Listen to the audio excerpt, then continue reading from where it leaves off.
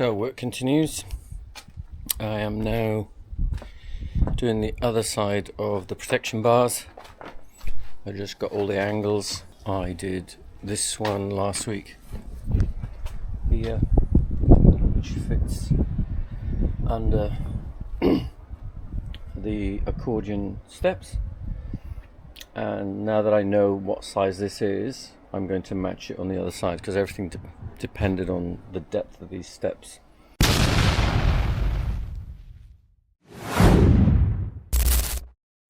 Welcome back, everyone.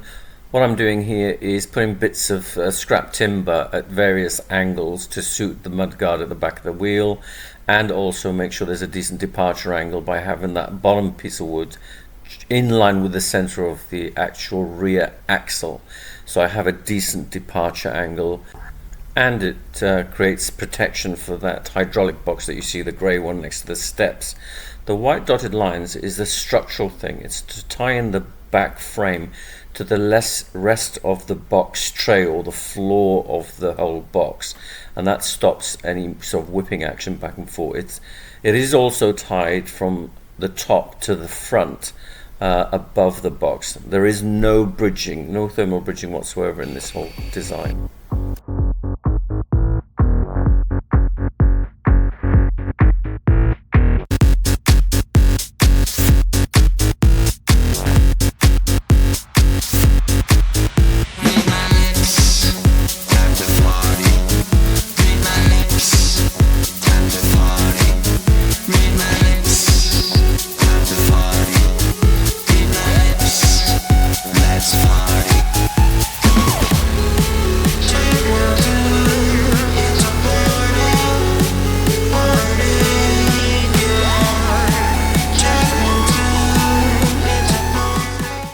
So work continues.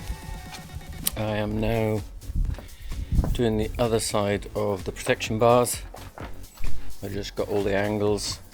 So if you remember, I did this one last week here, which fits under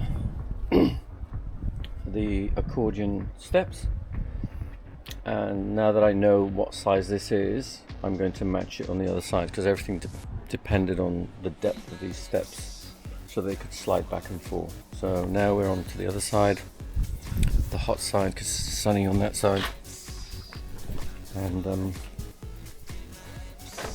I've clamped everything in so it fits nicely in this bow at the back, angles here, and it drops down and angle it well, and fits nicely up here.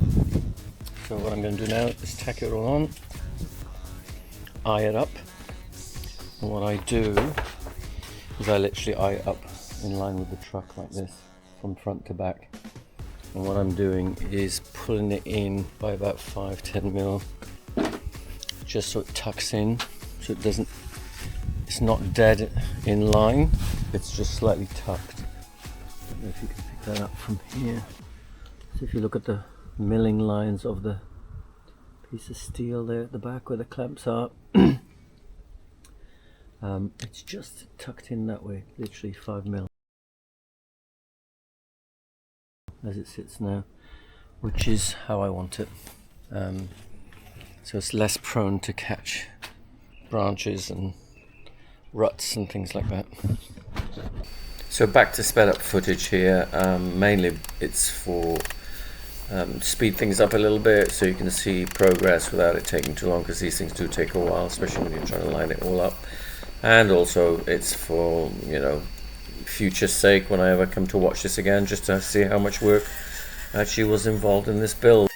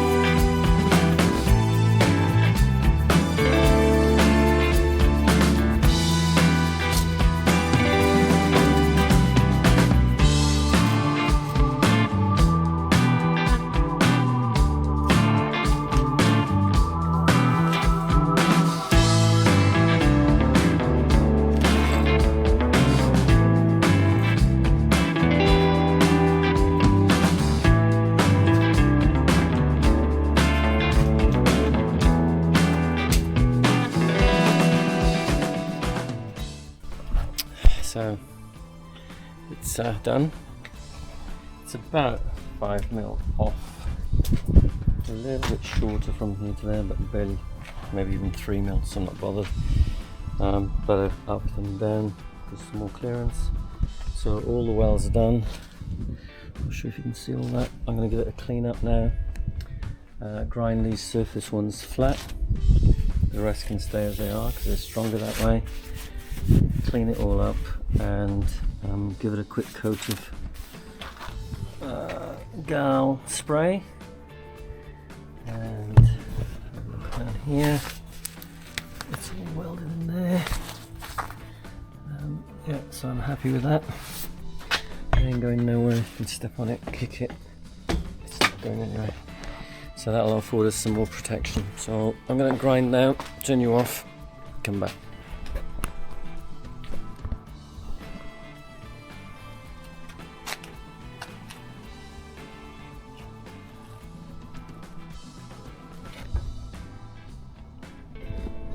Alright, just made up this exhaust, bought this section, and then the rest is made up with the old exhaust. So now I'm going to put it under the truck. I've given it a quick spray, and it's only taken me 2 days to make up all the bespoke bracketry for it. And yeah, I'm going to put it on. It's going to look like this when it goes on. Underneath the tanks.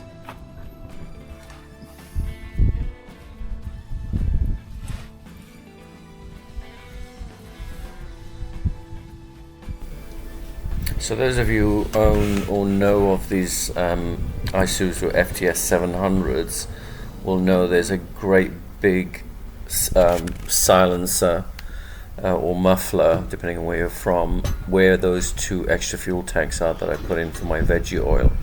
And that's the reason why I had to take all that out, and boy did that thing weigh a ton. I mean, this is literally a third of the weight, and I can tell you now, after driving the truck, it sounds as quiet as, if anything, it's probably a little bit restricted, but I'm still using the same tailpipe, that last section on the left hand side of what you're looking at, that came originally with the truck. So it came into a muffler that was literally, I would say, a third of the size of those fuel tanks. It was huge, but that's gone now, and that's why those fuel tanks are there, and this is why I'm having to put this new piece in to connect it all from the downpipe and exit just behind those 2 tanks.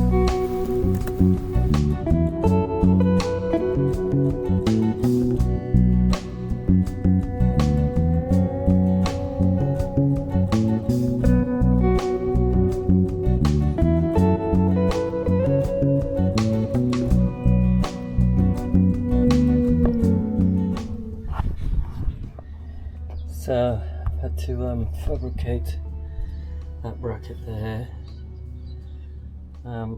off an old exhaust I had off an old car, and adapt it to fit here. So that's worked out well. It's a bit stretched there, but I'm okay with that. This one is the clamp, so if the whole assembly has to come off, it can. I've had to adjust that one and make it a little bit higher, and if you look, it fits really well down the tank. Get up here, all the way down, get in there. So there's very little movement in it.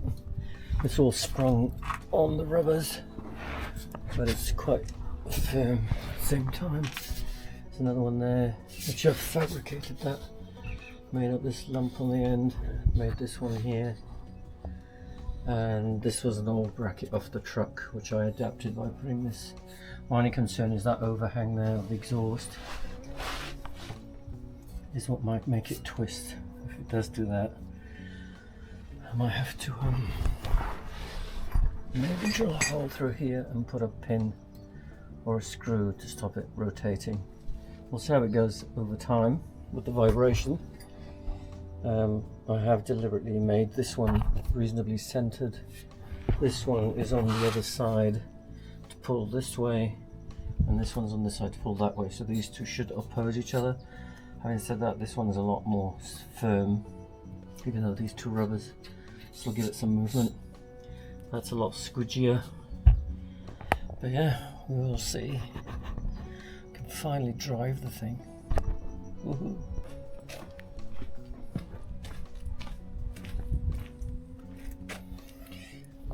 Here we have it. We've got our new pipes.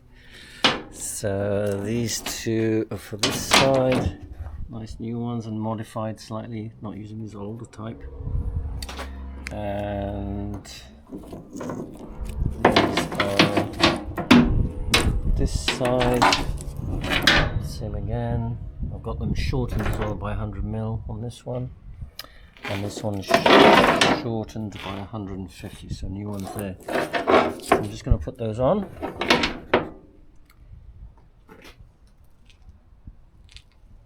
Nice, shiny, and new. So not only do we have new,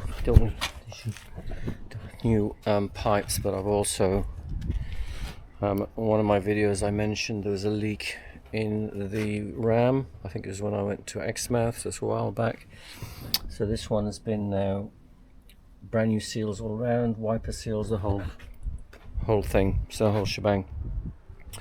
So I put that in, and now I'm about to put all the pipes on. So that's my next job, and then hopefully test it, and we'll have our ramp back.